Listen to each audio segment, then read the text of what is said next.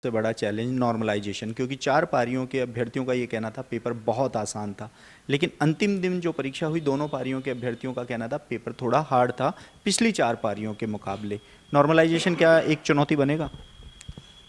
देखिए, जो भी कोई परीक्षा होती है और जो मल्टीपल शिफ्ट्स में होती है, उसमें नॉर्मलाइजेशन एक मैंडेटरी रिक्वायरमेंट है।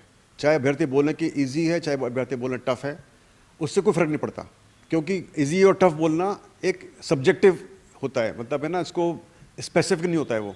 तो इसको स्पेसिफिक जांचने के लिए इसकी पूरी स्टैटिस्टिकल प्रक्रिया होती है, सांख्यिकी प्रक्रिया होती है, जिसके आधार पर ये डिसाइड किया जाता है कि पेपर टफ था कि ईजी था।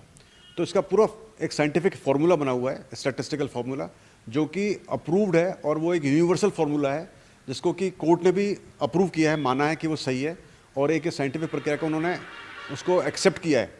तो मुझे उम्मीद है कि जब ये हमारे इसके मार्क्स निकलेंगे, उनको स्टैटिस्टिकल फार्मूला से जांचा जाएगा, इसके स्टैटिस्टिकल एक्सपर्ट्स इसके बुलाए जाएंगे, और फिर वो उसकी पूरी जांच करके फिर डिसाइड करेंगे कि कौन सी पारी कठिन थी, कौन सी ईजी थी, और कितनी कठिन कितनी ईजी थी।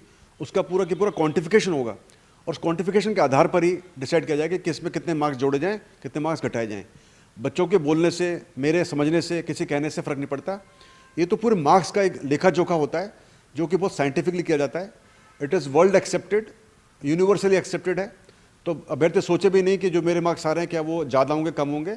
डिपेंड करेगा कि फाइनली उसका नॉर्मलाइजेशन का फॉर्मूला में क्या लगता है और क्या निकलता है।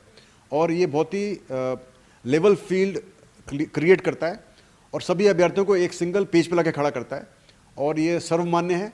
इसलिए अभ्यर्थी परेशान ना हो, सोचे भी नहीं कि हमारा इजी था, हमारा टफ था, हमको नुकसान होगा, हमको फ़ायदा होगा। सबको बराबर रखा जाएगा, और सबके सब एक ही प्लेटफॉर्म पर होंगे, और ये एक इसमें पूरा न्याय होगा।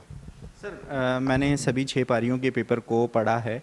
उसमें से 24 सवाल ऐसे हैं जिनके विकल्प उत्तर में नहीं हैं। जैसे फॉर एग्जांपल कोटा राजस्व मंडल की स्थापना कब हुई, ये एक ऐसी सन है जो लिखा हुआ है कागजों पे, लेकिन उसका विकल्प में उत्तर नहीं था। ऐसे 24 सवाल हैं। उन सवालों को जब आपके सामने आएंगे तो क्या कुछ रहेगा उनका?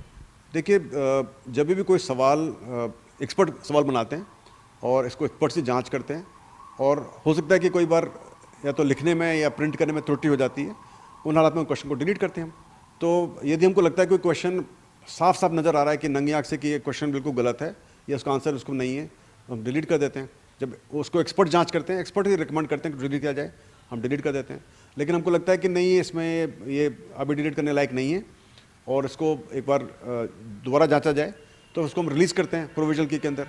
फिर अभ्यर्थी उस पर ऑब्जेक्शन लगाते हैं, उसके आधार फिर उसको डिलीट करते हैं, यदि वो सही पाया जाता है, डिलीट के लायक पाया जाता है। तो इसको मल्टीपल चेक्स होते हैं, और उसके आधार पर डिसाइड किया जाता है कि क्वेश्चन सही है कि गलत है।